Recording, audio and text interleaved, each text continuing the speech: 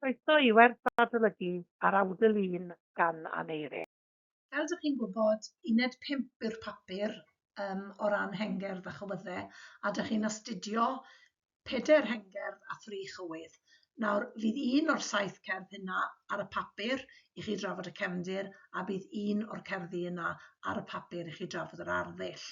Rhoddir 15 marc i chi am drafod y cefndir a 15 marc i chi am drafod yr arddull, a wedyn mae 15 marc yn mynd i fod am eich defnydd o iaith ar draws y ddau is-gwestiwn. Ni'n mynd i gychwyn ar y cwestiwn arddull. Nawr, cyn cychwyn, mae'n bwysig i'n bod yn ymwybodol o'r cynllun marcio sydd dan gyfach a beth sydd y marciwr yn edrych amdano wrth badwch atebion chi. I gyrraedd y band ucha, fel ydych chi wedi gweld ar y sgrin, mae disgwyl dadansoddiad rhifgar o'r nodweddion arddull. Ac yna, i gyrraedd yr ail fan, sef 10 ar 10 marc, dadansoddi yn effeithiol yn y nodweddion arddull. Wedyn 8 i 9 dadansoddi'n fodhaol, ac yna 5 i 7 trafod y gweddau ar wahanol nodweddion arddull. Pan fyddwch chi'n cael y papur arholiad ac yn agor y papur, fyddwch chi'n gweld y cwestiwn ar arddull. Nawr, fe fydd cerdd yna a fydd hi'n edrych rhywbeth tebyg i beth sydd ar y sgrin. Beth cyntaf dylech chi'n neud felly ydy labelu a tanlinellu neu uwcholeuo y gwahanol nodweddion arddull. Mae hwn yn ymarfer da i chi wneud dros y misoedd cyn eich arholiad. Mae'n beth adolygu da. Mae angen i chi gael sawl copi glân o bob cerdd ac wedyn eich bod chi yn arfer a darganfod y nodweddion arddull bob tro. Nawr, fel chi'n gweld, dwi wedi gwneud i chi fan hyn gydag Awdl 1. Dwi wedi nodi sawl nodwedd arddull, ond llwch chi fynd drwyddo'r gerdd o'r dechrau i'r diwedd, a fel chi'n gweld fan hyn, mae yna elfennau fel cyferbyniad, cyflythrenu, lleihad, ailadrodd, enwi, ansoddeiriau ac yn y blaen. Tra bod chi'n neud hyn hefyd, mae e'n bwysig eich bod chi yn meddwl am beth yw mesur y gerdd. Nawr, mae yn amlwg gyda cherddi Aneirin, mae awdled nhw, sef Awdl 1 ac Awdl 24. Os byddwch chi'n cael un o'r hen gerddi fel cerdd i drafod arddull, mae yna bosibilrwydd y bydd y gerdd gyfan ar y papur, tra'n amlwg os mae cywydd fydd ar y papur o ran y cwestiwn arddull, rhan o'r cywydd fydd yna. Mae rhaid chi gofio bob tro chi ond yn trafod yr hyn sydd ar y papur arholiad. Beth bynnag ydy e. Nawr, mae hawl dych chi trafod y nodweddion arddull a mae bynnag drefn dych chi'n dymuno. Gallwch chi fynd drwy'r gerdd fesul llinell, neu gallwch chi fynd drwyddi fesul nodwedd arddull. Mae'n llwyr dibynnu ar beth dych chi eisiau gwneud. Beth sy'n bwysig yw eich bod chi'n esbonio effaith y nodweddion arddull hyn. Pam mae Aneirin wedi ei defnyddio nhw? Pa effaith maen nhw'n cael ar y gwrandawr darllenydd? Hanner awr sydd gyda chi ateb y cwestiwn hwn, a fan hyn mae'r her. Nawr, fyddwch chi ddim yn gallu trafod pob nodwedd arddull, felly mae rhaid i chi ddewis yn hynod o ddoeth. Mae rhaid i chi benderfynu pa nodweddion chi'n mynd i'w trafod. Yn bendant mae rhaid i chi trafod y rai pwysicaf, ond hefyd mae rhaid i chi feddwl beth i chi'n gallu ddweud am y wahanol nodweddion arddull. Mae'n bwysig iawn eich bod chi'n cynllunio'r ateb o ran y cwestiwn arddull. Sim amser ydych chi'n cynllunio yn yr arholiad ei hunan, a dyna pham byddylech chi fod wedi ymarfer yr holl gwestiynau arddull cyn mynd mewn i'r arholiad. Yr un cynllun ateb sydd o bosib i'r 7 cerdd. Fyswn ni'n cychwyn gyda chyflwyniad.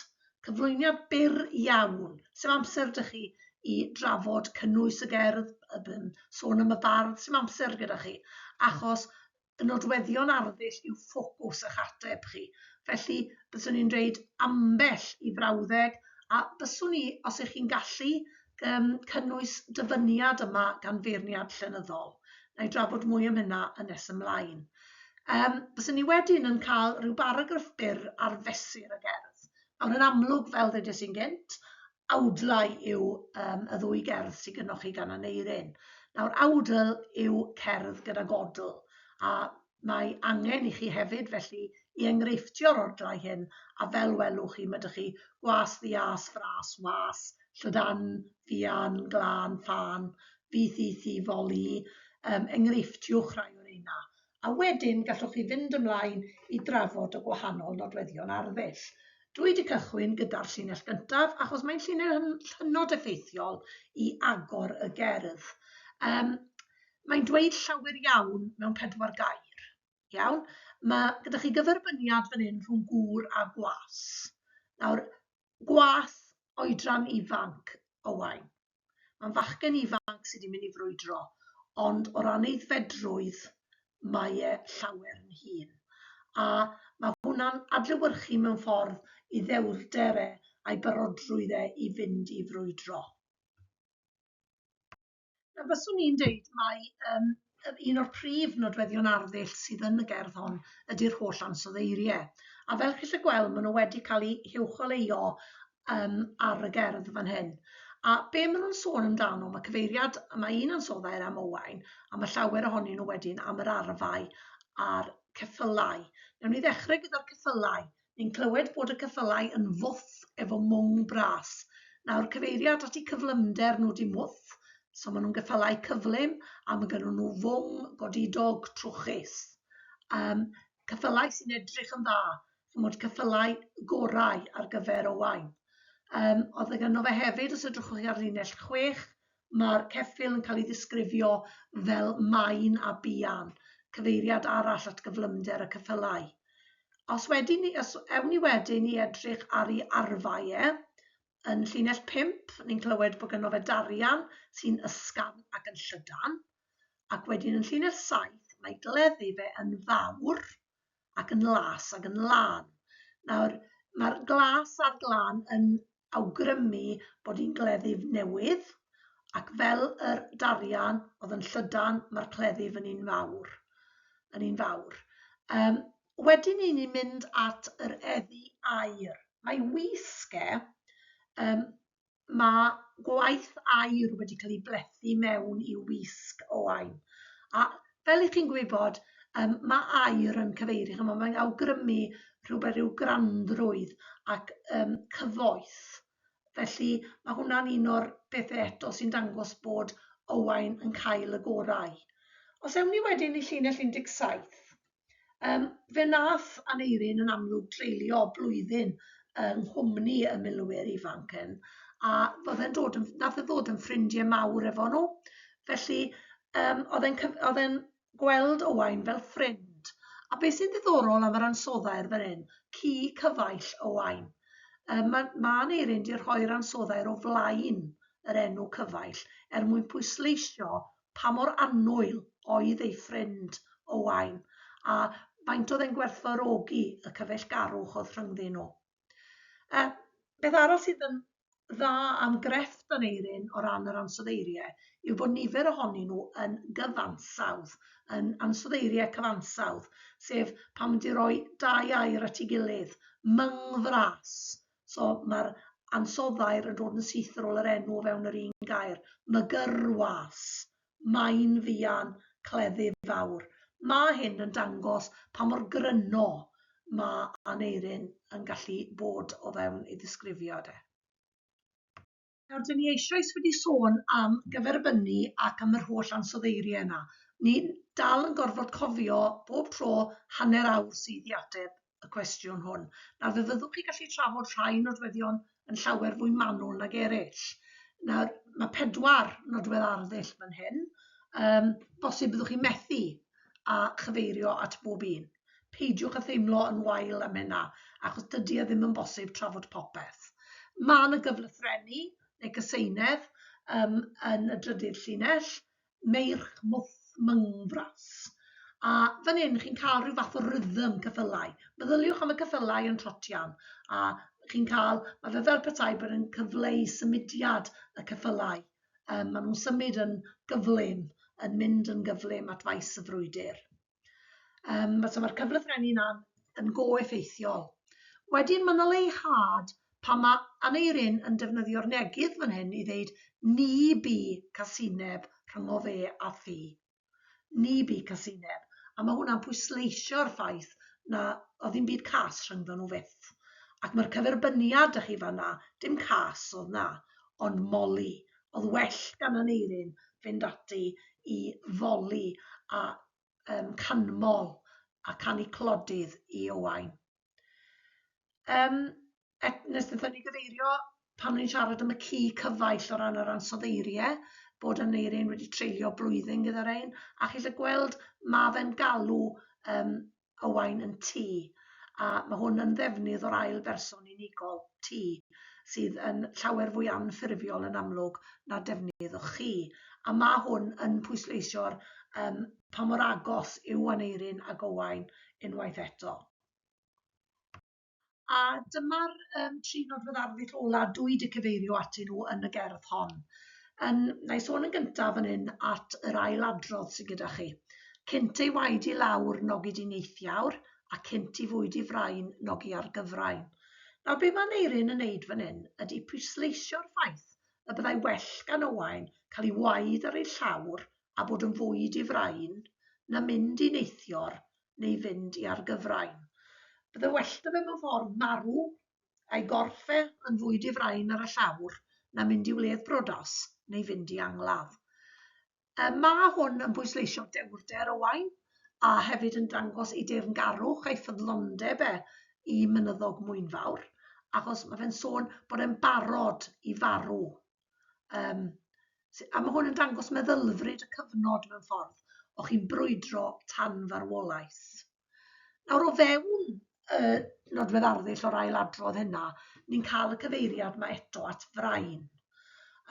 Os chi'n cofio nôl at gerdd Argoed Llwyfaen, gwaith Argoed Llwyfaen gan Taliesin, mae'r gerdd honno'n gorffen gyda'r ddelwedd graffig o rhyddau frain rhag yr efelwyr, sy'n sôn am y brain yn byta'r cyrff. Mae'n ddelwedd go erchyll, a mae'n ddelwedd go gyffredin hefyd mewn hen ganu, a ni'n galw'r ddelwedd hon yn top boss, as mae'n thema fawr sydd yn yr hengedd. Ac wedyn ar ddiwedd y gerdd, yn yr awdl hon, mae Aneirin yn mynd ati i enwi y milwr sydd wedi cael ei ladd. A mae hwn yn dangos eu cyfeillgarwch nhw eto, ac mae fe'n neud y gerdd yn llawer fwy personol. Mae'n enwi, mae'n gweud ci cyfaill oedd Owain. Ni'n cael clywed pwy mae'n dwi bod yn sôn amdano drwy gydol y gerdd. A ni hefyd yn cael clywed mae unig fab Maro, sydd yn gwneud y tristwch o bosib yn fwy dwys. A heb os fan hyn, mae Aneirin yn canu'n ddiffiant am golli ffrindiau yn y gerdd. Chi'n gweld yr union rhyw fath yn awdl 24 pan mae fe'n enwi Buddfan fab Bleiddfan. Dyna'r cwestiwn arddull wedi cael ei drafod. Hanner awr, fel wedes i wneud gymaint o nodweddion arddull chi'n gallu, ond safon eich ymdriniaeth sy'n bwysig, pa mor fanwl chi'n gallu trafod y nodweddion a sôn am yr effaith. Nawr, mae hanner awr dych chi'n neud hwnna, wedyn mae hanner awr dych chi wedyn i sôn am gefndir. Nawr, mae fwy o ddysgu i wneud pan chi'n trafod cefndir yr hen gerddi. Mae llawer fwy o ddysgu gwaith i gael. Gyda'r arddull, mae angen i chi ymarfer gwybod lle mae'r nodweddion a beth yw'r nodweddion, a chi'n gallu wedyn i trafod nhw, arfer ddad i trafod nhw ar lafar, yn y dosbarth, gyda ffrind, neu bod chi'n ymarfer eich hunan yn ysgrifenedig. Ond gyda'r cefndir, mae dych chi rai pethau chi'n miorfod dysgu. Mae hwn yn mynd i fod yn eitha bras o ran y cefndir fan hyn. Mae rhaid i chi drafod cefndir y gerdd a'r bardd. Felly mae hwnna yn bwysig. Nawr, di nodi fan hyn yn y blwch melyn. Bydde disgwyl bod chi'n trafod cefndir hanesyddol, daearyddol, cymdeithasol, cefndir y bardd a wedyn cefndir y gerdd. Eto, mae'n bwysig eich bod yn ymwybodol o'r cynllun marcio a ddefnyddir gan cybac.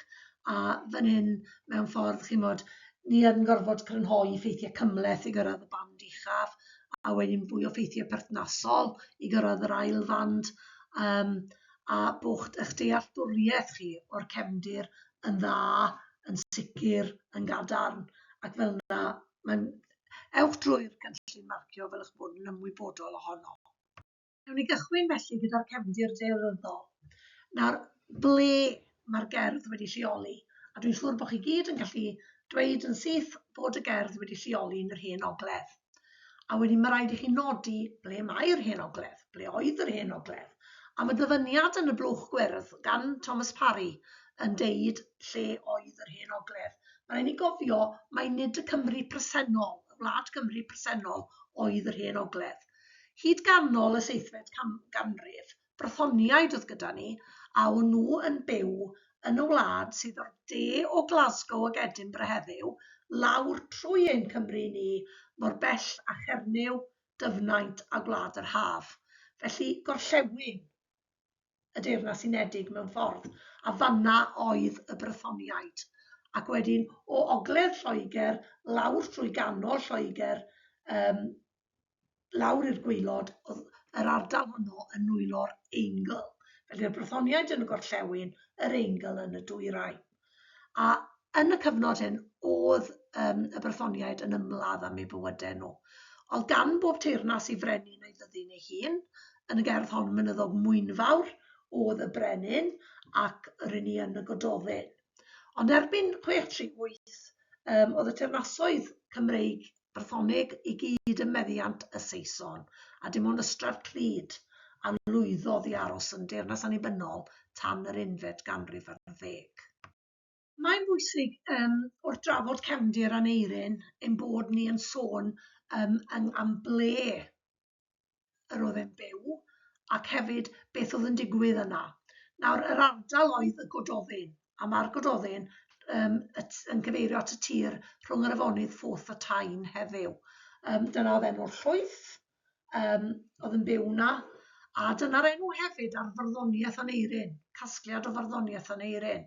Y brif ddinas oedd Caerhedyn neu Caeredin, sef Edinburgh yn amlwg, ac tua diwedd y 6fed ganrif, pwy oedd yn byw na, ond oedd y brenin mynyddog Mwynfawr. Ac ar y pryd, credir fod lle o'r enw Catraeth yn perthyn i'r brythoniaid yn amser Taliesin, ond bod y lle erbyn Aneirin wedi golli'r eingl. Nawr mae Catraeth oedd yn le pwysig adeg yr Efeiniad oherwydd ble oedd e. A penderfynodd mynyddog Mwynfawr bod y moyn Catraeth yn ôl, a felly dechreuodd e ymgyrch i wneud hyn. Gasglodd e 300 o filwyr, bwydo nhw, ei hyfforddi nhw am flwyddyn cyn nhw fynd i Catraeth. So am flwyddyn fe oedd y milwyr yn llys mynyddog yn paratoi ac yn yfed medd eu harglwydd. Ni'n galw'r cyfnod paratoi yn arfaith mynyddog. A fel chi lle gweld fan hyn, dwi wedi enwi chydig o wybodysion llenyddol. Mae athro Kenneth Jackson yr enghraifft yn dweud bod 300 braidd yn amheus o ddim meddwl bod e'n agosach at 2,000. Mae Glenn George yn sôn am ble mae'r ardal. Ac wedyn ni, beth sydd yn, fydden ni yn cyfeirio, sôn am y cefndir, fydden ni yn cyfeirio at y ddefod o yfed medd. Fel wedys i'n gynt, o'n nhw'n cael yfed medd am y flwyddyn gyfan, cytundeb oedd hwn rhwng y rhyfelwr a'r arglwydd. So, bydde'r milwyr ma'n derbyn haelioni yr arglwydd am y flwyddyn gyfan, ac wedyn oedd y milwyr yn rhoi bywydau nhw hyd at farwolaeth. A dyna'r dyfyniad sydd gan Aneirin yn un o'i awdlau eraill, gwerth ei gwledd o fedd fi ei henaid. Hynny yw, beth oedd yn digwydd, oedden nhw'n folon marw. Ar ôl blwyddyn, ath y milwyr i Catraeth, cafod ni frwydr ffyrnig am wythnos nes lladdwyd pawb o fyddin mynyddog ar wahân i 3 gŵr. Ac Aneirin, yn ôl un traddodiad, yn ôl traddodiad arall, jyst Aneirin dychwelodd. Roedd llawer o dristwch yn amlwg yn dilyn yr frwydr hon, ond roedd y brythoniaid hefyd wedi lladd llawer iawn o'r eingl. Dwi am sôn am y cefndir hanesyddol nesaf.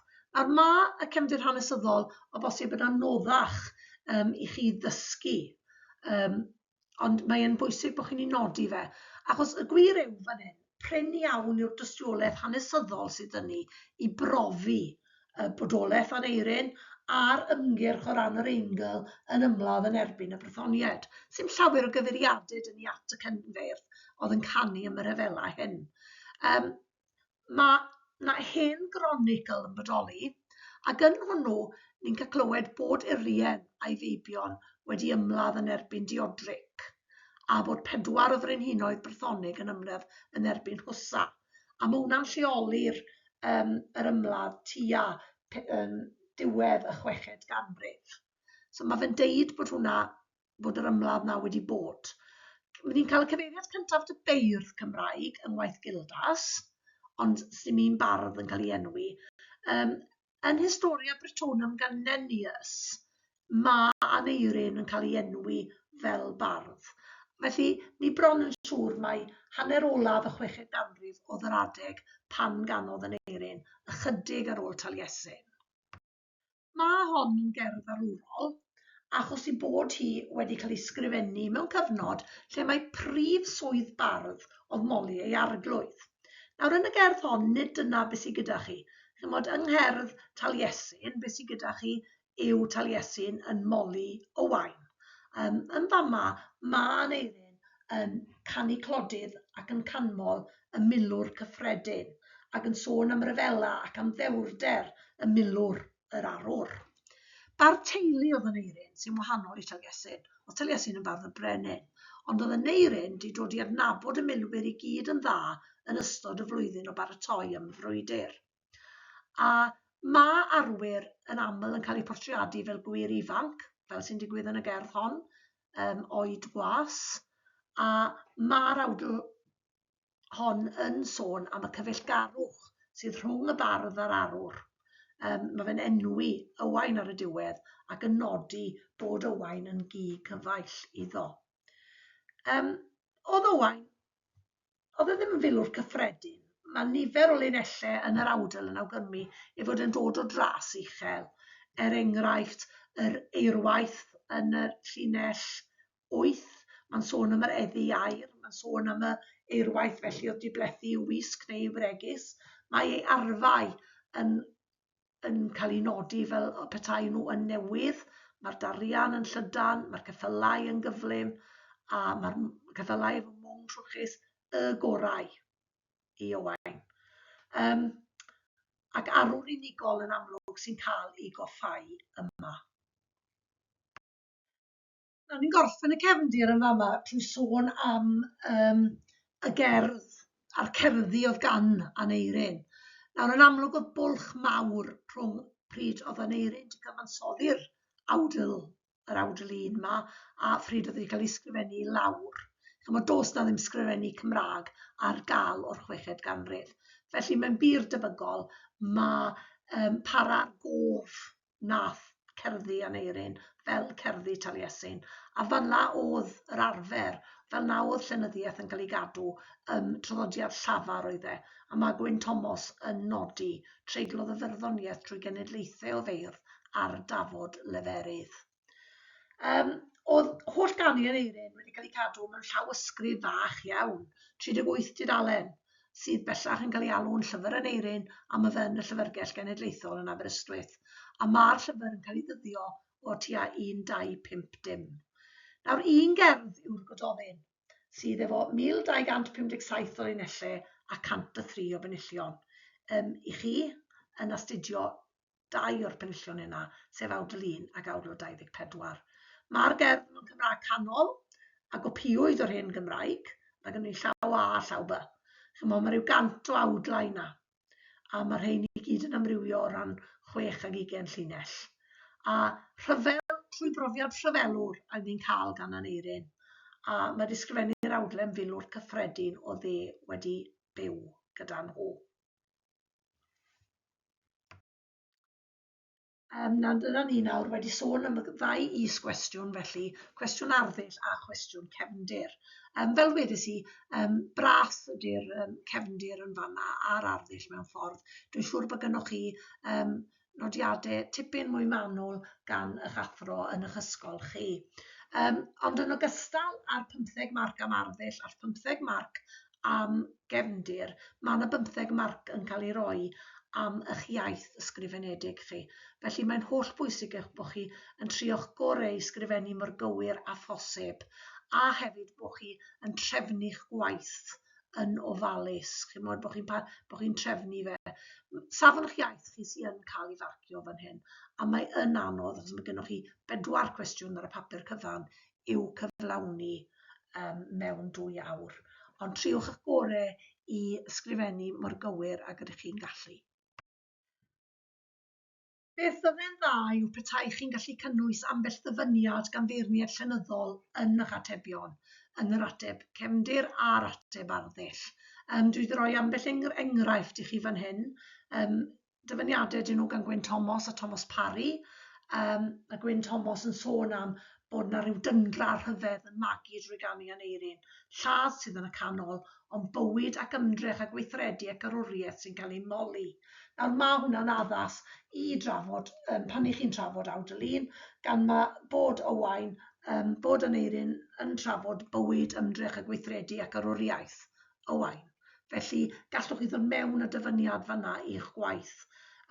Eto mae Gwyn Thomas yn deud drwy'r cwbl mae'n elfen o ganu profiad personol yng nghanu Aneirin. Mae'r cyfeillgarwch hwn sy'n cael ei ddangos ei hun yn y canu yn gwneud y Gododdin yn fath arbennig o arwr gerdd. Dyfyniad arall i hwnna, ac wedyn Thomas Parry, prif fyrdwn y gerdd yw dewrder di-gyffelib y milwyr, a ceir awgrymu yn y trynathreithi cyfleu yn lle mynegu. Mae'r un jyst yn 4 enghraifft byr mewn ffordd. Fi'n siŵr bod chi wedi cael llawer mwy gan eich athrawon. Mae defnyddio ambell ddyfyniad gan feirniad llenyddol yn cyfoethogi eich atebion yn bendant. Mae hwn yn elfen o waith dysgu yn amlwg. Bydd rhaid i chi ddysgu'r dyfyniadau hyn. Na i orffen felly trwy awgrymu chi beth ddylech chi fod yn wneud o ran adolygu. Chymod, fel wedi gweud sawl gwaith yn y werson, y peth anodda am yr arholiad hwn ydy'r amseru, achos bod chi 4 ateb i'w cyflawni. Mae'n holl bwysig felly bod chi'n ymwybodol o beth fydda nhw. Chymod, mae'n angen i chi ymarfer ateb cwestiwn arddull pob cerdd, ac ymarfer nhw o fewn hanner awr. Chymod, fwy na thebyg pan chi'n neud y cerddi ar ddechrau blwyddyn 40, byddwch chi'n hala rhywbeth fel awr a chwarter, awr a hanner i wneud cwestiwn ar arddull cerdd fel Awdl neu fel Argoedd Llwyfain. Wrth bod y flwyddyn yn mynd yn un blaen, fe ddylech chi fod yn rhoi prawf i'ch hunan ac amseru'ch hunan o ran chi'n cael hanner awr, dyma beth chi'n neud. Chi'n ymarfer y cwestiwn arddull. Mae'r cwestiwn yn mynd i fod yr un fath. Chi jyst ddim yn gwybod pa gerdd fydd yna. Ond 7 gerdd sy'n gallu bod ar y papur. Felly, os newch chi ymarfer y 7 gerdd, mae dychu'r nodiadau. Yr un fath gyda'r cwestiwn cefndir. Mae angen i chi ymarfer ateb y cwestiwn cefndir ar gyfer pob cerdd, a wedi wneud o fewn hanner awr. Creu nodiadau adolygu byr ar y nodweddion arddull, a chreu nodiadau adolygu cryno ar y cefndir, a nodi'r dyfyniadau a'i dysgu nhw. Fel wedais i'n gynt, ar y cefndir mae angen mwy o ddysgu, gwybod beth yw'r nodweddion arddull sydd angen i chi wneud ran yr arddull, ac wedyn mynd ati i'w trafod ar y pryd. Felly, pob hwyl i chi gyd, a gallwch chi nawr roi cynnig o bosib ar y cwis byr ydi o ar Awdl. Diolch yn fawr i chi.